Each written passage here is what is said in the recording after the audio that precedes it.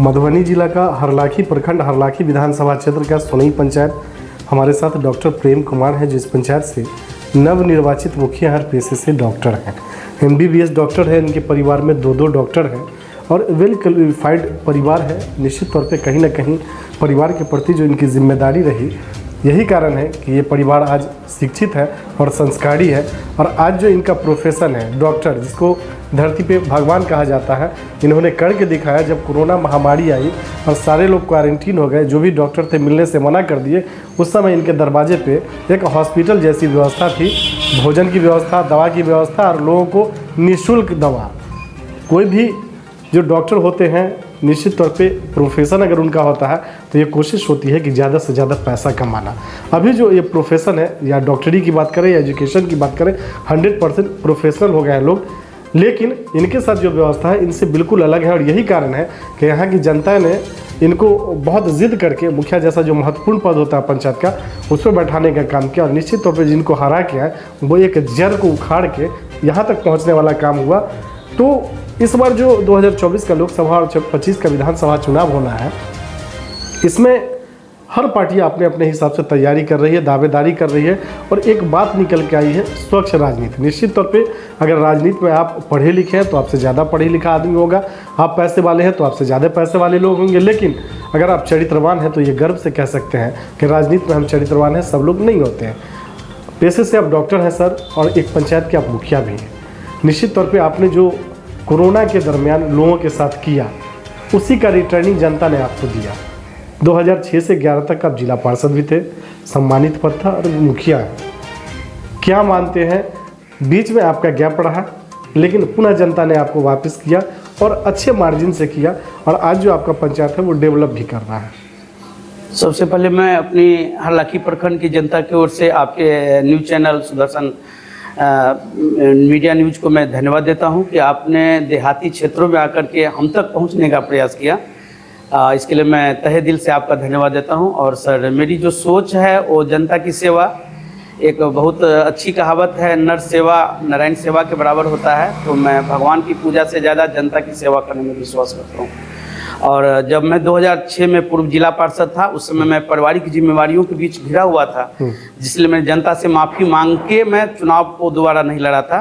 लेकिन अब मैं पारिवारिक जिम्मेवारी से बिल्कुल मुक्त हूँ, इसीलिए मैंने फिर से एज ए पंचायत प्रतिनिधि के तौर पर मैंने चुनाव लड़ा है और जनता का आशीर्वाद मिला। मैं अभी मुखिया हूँ। आपके पंचायत में 14 आंगनबाड़ी की सेविका है और 4 जन वितरण के दुकानदार हैं। ये लोग आपके अनुशासन में रहते हैं? जी हाँ, अनुशासन में रहते हैं। और यदा लगातार मेरी विजिट भी वहाँ हुआ करती है और मेरा कोशिश रहता है कि 100% ही मैं इसको बेहतर सेवा समाज के बीच में स्थापित करूँ। आपके पंचायत में स्वास्थ्य और हाई स्कूल की क्या स्थिति है? सर, स्वास्थ्य तो हॉस्पिटल था, अतिरिक्त स्वास्थ्य केंद्र जो चालू नहीं था, लेकिन मैंने चालू कर दिया है। और नियमित रूप से डेली वहाँ पर हमारी भी जाँच चलती है और वो चालू अवस्था में है। और जहाँ तक सवाल है हाई स्कूल का, तो बिल्डिंगें तो बहुत अच्छी है, लेकिन पठन पाठन का कार्य अच्छा नहीं है, जिसके लिए मैं वहाँ के प्रधानाध्यापक से मिलके मैं चाहता हूँ कि वहाँ पढ़ाई की भी अच्छी व्यवस्था कायम किया जाए। आपके आने के बाद सुधार हुआ है? यहाँ बिल्कुल 100% काफी बेहतर सुधार और विकास हुआ। आपके पंचायत में एक स्टेट बोर्डिंग पंप है, उसकी क्या स्थिति है? सर, स्टेट बोर्डिंग एक्चुअली क्या है, वहाँ पर अभी जो पानी का जल स्तर नीचे गिर गया था, तो उस समय में हमें माननीय जिला पदाधिकारी महोदय द्वारा ये भी मिली थी कि जो आप इसको चालू करें, लेकिन ग्रामीणों का अवरोध उत्पन्न हो गया कि जैसे ही हम स्टेट बोर्डिंग चालू करेंगे तो जल का स्तर और नीचे जाके चापाकल बंद हो जाएगा। इसीलिए, लेकिन अभी हम इस सप्ताह, आप जब एक सप्ताह बाद देखेंगे तो आपको चालू मिलेगा। जी हाँ, हमारा कार्य उस पर चल रहा है। आपके पंचायत में पेंशन और शौचालय की क्या स्थिति है? शौचालय तो बहुत ही अच्छा है, लगभग हम 80% पीपल्स को शौचालय की सुविधा दे पाए हैं। लेकिन पेंशन तो हम लोगों के हाथ में ही नहीं है, इसलिए हमें जानकारी नहीं मिल पाती है। जहाँ तहाँ लोग थोड़ा बहुत छूटा हुआ है, जिसको हम चाह रहे हैं उसको भी लाभ मिले। बिहार सरकार की 2 महत्वाकांक्षी योजना है, कन्या विवाह और कन्या अंत्येष्टि योजना। लेकिन ये दुर्भाग्य है कि दोनों में से किसी की राशि समय पर नहीं मिलती है। तो क्या सरकार को व्यवस्था में बदलाव करना चाहिए? सर देखिए, इसके लिए हमें बहुत अफसोस है। और आज से मैं 4 महीना पहले ही सरकार के विरोध में एक आवाज़ उठाया था कि या तो कबीर अंत्योष्टि को बंद कर दिया जाए, क्योंकि कबीर अंत्योष्टि की जरूरत उन परिवार को है जो लोग दाग का कपड़ा खरीदने में सक्षम नहीं है। उस स्थिति में मुखिया जी क्या करते थे, तत्क्षण जिज्ञासा के रूप में गए और उनको हम पैसा दे देते थे, बाद में हम ले लेते थे। लेकिन उस प्रथा को खत्म कर दिया गया है, जो सरकार की एक बहुत गलत प्रक्रियाएं हैं। जो आदमी मृत्यु हो चुका है और जिसको हम अपनी आंखों से देख रहे हैं, वहाँ पर सरपंच द्वारा, पंचायत समिति द्वारा, चौकीदार द्वारा, पंचायत सचिव द्वारा, मुखिया जी द्वारा सत्यापित की जरूरत नहीं है। इस और मैंने काफ़ी प्रयास करके अभी कबीर अंत्योष्टि पर पहल शुरू हुई है और 5 साल से तो नहीं मिला, लेकिन मुझे उम्मीद है 50 लोगों का मैंने चयन करके अपने स्तर से पास कर दिया हूं, जिनका आवंटन 1 महीना के अंदर मिल जाने की संभावना है। तो इसमें सुधार आपके आने के बाद हुआ है? हाँ, बिल्कुल हुआ है, क्योंकि पिछला प्रतिनिधि अगर वो डिमांड रखते, 5 साल बिता दिया और वो या तो सरकार इस प्रथा को बंद कर दे, कबीर अंत्योष्टि बंद हो जाएगा, अन्यथा अगर चालू है तो मिलना चाहिए और हम लोगों ने चालू कर दिया है। आपके पंचायत में आज भी सबसे बड़ी और गंभीर समस्या क्या है जिसका समाधान विगत कई वर्षों में नहीं हुआ? देखिए सर, इसका सबसे बड़ी गंभीर समस्या है ऐसे लोग जो गाँवों में रह रहे हैं, शहर छोड़ करके, वो लोग मजदूरी पे आश्रित है और मजदूरी मिल नहीं पा रही है। तो अगर मनरेगा विभाग में अगर सुधार किया जाए और मुखिया जी को अधिकृत किया जाए काम को सही ढंग से करवाने के लिए, तो हम उन मजदूर, अब जो लोग पढ़े लिखे नहीं हैं, उनके पास 2 ही ऑप्शन है, या तो हम उसको किसी रोजगार स्किल दे करके रोजगार से जोड़ें, अन्यथा उसको हम मजदूरी प्रोवाइड करें। तो हमारा दोनों पे पहल जारी है। मैं एक डॉक्टर होने के नाते मैं स्किल की भी बराबर बात करता हूँ। सरकार की योजनाएं हैं, 4 लाख रुपए स्टूडेंट क्रेडिट कार्ड के माध्यम से बच्चों को एक बेहतर हायर एजुकेशन से जोड़ूं, तो उसके लिए भी मैंने कई सारे बच्चों को प्रमोट किया है और हम अपनी उम्मीद करते हैं 2 साल में लगभग 20-25 बच्चों को मैंने मेडिकल, पैरामेडिकल और इंजीनियरिंग के क्षेत्र में मैं भेज चुका हूं, जो हमारी एक उपलब्धि मानी जाएगी।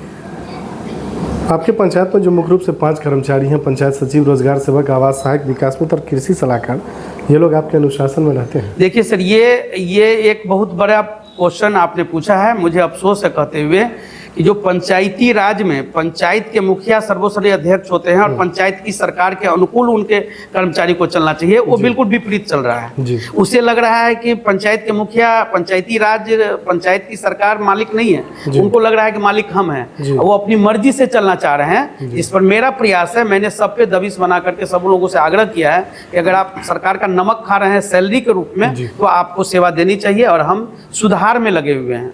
तो अब लोग अनुशासन में हैं? जिन्हें कुछ विभाग अभी भी है, जैसे इंदिरा आवास सहायक है, क्योंकि कुछ तो सरकार की पॉलिसी की गलती है। जब आप यह अनिवार्यता खत्म कर देते हैं कि मुखिया जी से आपका कोई लेना देना नहीं है, तो डरेगा नहीं।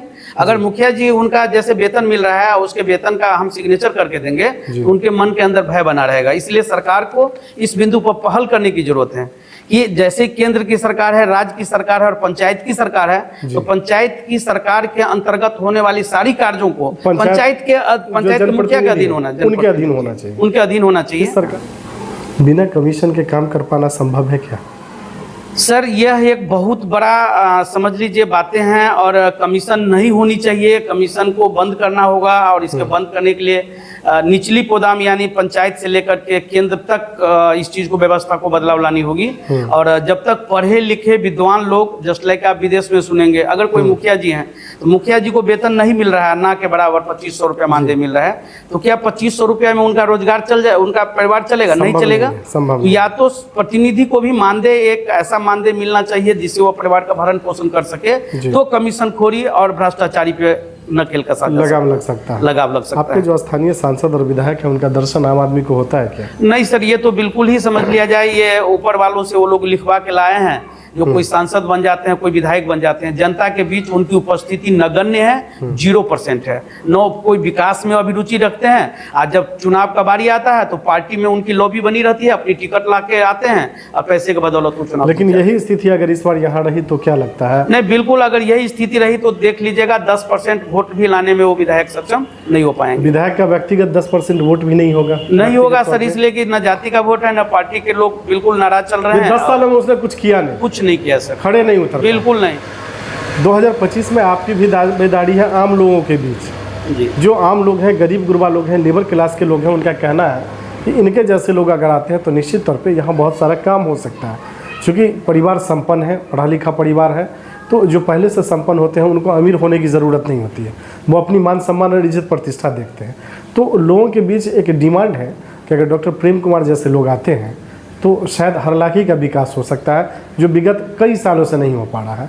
क्या मानते हैं आप? सर देखिए, जब हमने पाठशाला में एडमिशन ले लिया है और वो पाठशाला है हमारा समाज सेवा, तो निश्चित तौर पर हमारे दिल के अंदर एक बातें घूमती है कि जब तक एक पढ़ा लिखा और रोजगार से पूर्ण व्यक्ति प्रतिनिधि के तौर पर नहीं आएंगे तब तक वो समाज का बेहतर विकास नहीं कर सकता है। और हमें उस बात को समझना होगा कि एक विधायक की जरूरत, विधायक का मुख्य कर्तव्य क्या है, तो विधानसभा में बैठ के विधेयक को पास करवाना और जो समाज में परिवर्तन लाना चाहते हैं, समाज को जो देना चाहते हैं, उस चीज़ को वहाँ पर प्रस्ताव रखना और मंजूरी दिलवाना। तो उस चीज़ में हमारे जो पुराने प्रतिनिधि है वो बिल्कुल अभी तक अपना कोई ऐसा परिभाषा नहीं दे पाए हैं। तो मैं उम्मीद करता हूं और ये समझ लीजिए कि मेरा जो कर्म है समाज की सेवा करना, जो मेरा उद्देश्य है वो निर्विरत चल रहा है।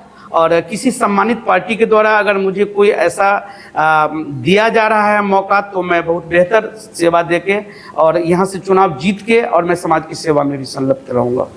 ये मेरी अपनी पर्सनल सोच है। पार्टी अगर आपको मौका देती है, जो भी पार्टी मौका देती है, तो आप अगर यहाँ आते हैं विधानसभा चुनाव के लिए, तो आपका विजन क्या होगा, क्या सोच? सर देखिए, हमारा पहला विजन होगा भ्रष्टाचार को मुक्ति करवाना और केंद्र सरकार द्वारा या राज्य सरकार द्वारा जितनी योजनाएं दी जा रही है 100% अगर उसको धरातल पे लागू कर दें तो मैं समझता हूँ उसी को रामराज कहा जा सकता है।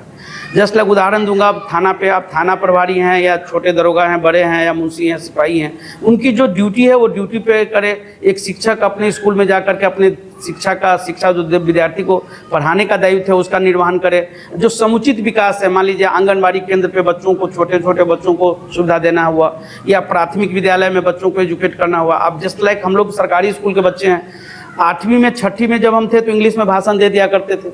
आज देखिए सरकार ने भी इंग्लिश की अनिवार्यता को खत्म कर दिया है, जो बहुत ही गलत है। आपको जब इंग्लिश नहीं आएगी बोलने तो आप डॉक्टर नहीं बन सकते, क्योंकि दुनिया में डॉक्टरी की किताबें सब इंग्लिश में नहीं। जी बिल्कुल, आप वकालत नहीं कर सकते। अब मतलब इंग्लिश की प्राथमिकता को खत्म करके सरकार उसको गांवों तक सीमित रखना चाहिए। आप शहर विदेश जाने लायक नहीं रह जाएंगे। तो इंग्लिश की प्राथमिकता को अनिवार्य किया जाए। जनता आपको मौका देती है, पार्टी मौका देती है और जनता का वोट मिलता है और विधायक आप बनते हैं, तो एज ए विधायक आपकी पहली प्राथमिकता क्या है? देखिए सर, हमारी पहली प्राथमिकता होगी कि जो एजुकेशन है, हमारा जो एजुकेशन है कि आप बीए कर लेते हैं, एमए कर लेते हैं और जाकर रोड पर भटक जाते हैं, तो हमारा प्राथमिकता होगा कि मैट्रिक के बाद ही उस बच्चे को ऐसे एजुकेशन दिया जाए ताकि वो रोजगार में आ जाए। नंबर 2, जो गांव घर में मजदूर हैं या महिलाएं हैं, मात्र खाना बनाने तक या घास काटने तक अपने आप को सीमित कर रखी है, उसको थोड़ा सा स्किल की जरूरत है। वो रोजगार से जुड़े और उसको पंचायत स्तर पर जो प्रतिनिधि हमारे, उसके हाथों को मजबूत करना होगा, ताकि गांव से ही एक लोगों की रिपोर्टिंग होती है। अब सरकार की योजनाएं, अभी सोलर स्ट्रीट लाइट है, अगर वो योजनाएं 100% लागू हो जाए तो मैं समझता हूँ शहरों जैसी चकाचौंध देहात गाँव में हो जाएगा। चलिए, doctor Prem Kumar ji, news IBN 7 और